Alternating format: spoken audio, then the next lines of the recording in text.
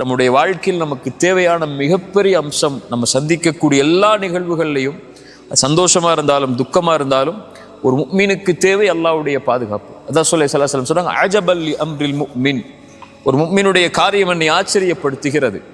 அவனுக்கு ஏதாவது நலவு நடந்தால் அல்லாஹ்வை புகழ்கிறான், ஏதாவது சோதிக்கப்பட்டால் என்ன செய்கிறான்?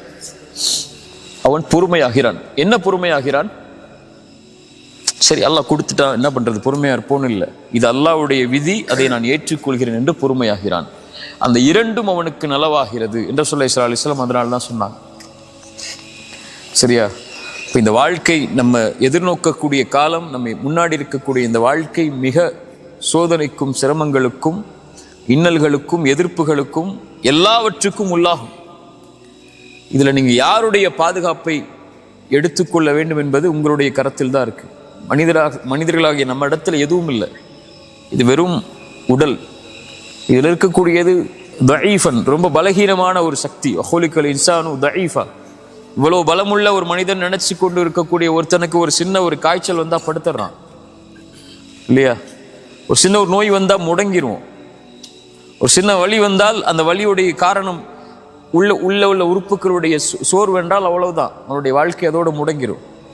அல்லாஹ் அவனை பாதுகாக்கணும், காலையில பாதுகாக்கணும், மாலை பாதுகாக்கணும், இரவுல பாதுகாக்கணும், அவனுடைய உறக்கத்துல பாதுகாக்கணும், அவனுடைய தொழில பாதுகாக்கணும், அவனுடைய கல்வியில பாதுகாக்கணும், செல்வத்துல பாதுகாக்கணும், அவனுடைய குடும்பத்தை பாதுகாக்கணும். இவ்வளவு பாதுகாப்புக்கும் யாரை அவன் அழைக்க வேண்டியிருக்கு? அல்லாஹ்வை அவன் அழைக்க வேண்டியிருக்கு. சரியா? இப்போ அல்லாஹ்வுடைய பாதுகாப்பு அல்லாஹ்விடத்தில் அதிகம் அதிகம் நம்ம கேட்கணும். அதுதான் நம்முடைய சிரமங்கள் சோதனைகள்ல இருந்து நம்மளை வெளியே கொண்டு வந்து நம்முடைய வாழ்க்கையில் இருக்கக்கூடிய எல்லா விஷயங்கள்ல இருந்து நம்மளை பாதுகாக்கும். அல்லாஹ்வை நம்மளோட வச்சிருக்காம நம்ம யாரை நம்மளோட வச்சிருந்தாலும் அதுல பிரயோஜனம் இல்லை. அல்லாஹ்வை நம்மளை வச்சிருக்கோமா இல்லையா நம்முடைய செயல்பாடு தான் நமக்கு முடிவு செய்யும். ஒரே ஒரு விஷயம் இருந்தா போதும்.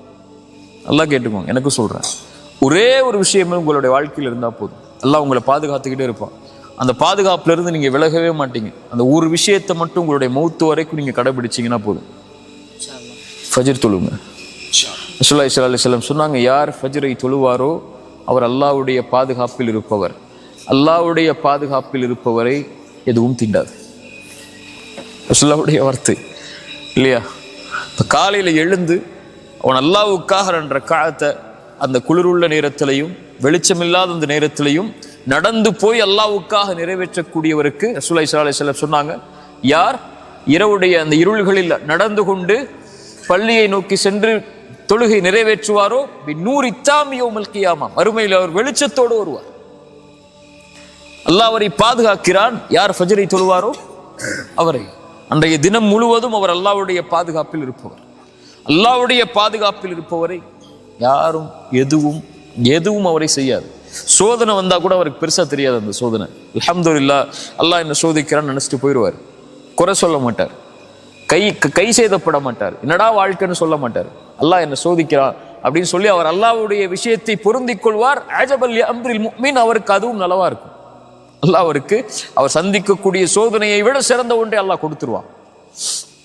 அல்லாஹ்வுடைய பாதுகாப்புல இருக்கிறவருக்கு நலவு வந்தாலும் அல்ஹம்துலில்லாஹ் அல்லாஹ் என்னை பாதுகாத்து இதை கொடுத்திருக்கிறான்னு சொல்லுவான்.